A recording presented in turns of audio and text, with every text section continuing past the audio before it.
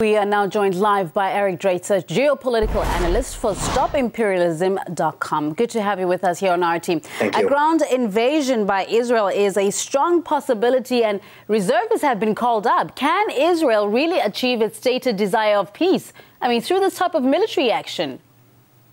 Well, that would be determined on whether or not Israel actually seeks peace, and I think the obvious answer to that is no. Israel benefits more than any other player in the region from the continuation of this conflict, and not simply just a conflict with the Palestinians. Israel is also very much part and parcel of the United States and Saudi Arabia and Qatar and this entire axis with regard to Syria. So I think it's a mistake to see this particular episode in a vacuum. Rather, it's part of a larger context, and Syria is a very key part of all of that. An Israeli Defense Forces spokesperson has told us that there's no need to justify their actions. Those actions include the deaths of several children. Do you think it's justified?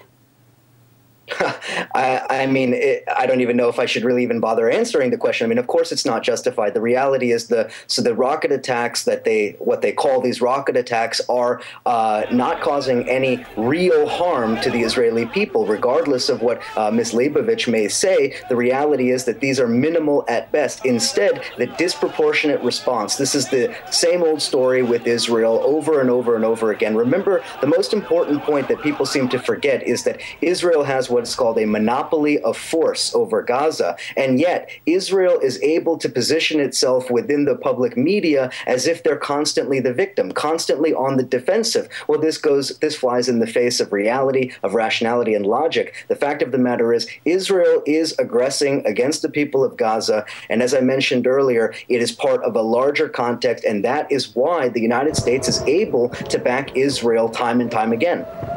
Now, the timing of this couldn't be worse with, so many conflicts going around Syria and elsewhere. What do you think the consequences could be for the region?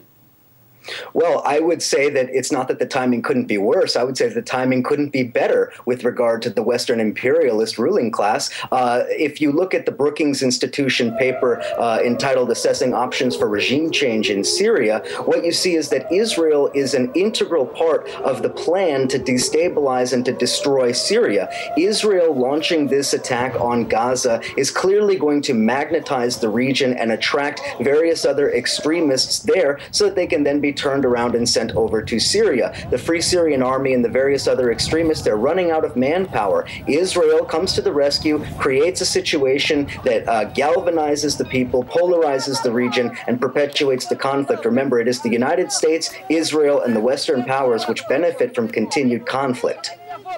Eric Drater, wish we had more time with you. Geopolitical analyst for StopImperialism.com. Thank you. Thank you.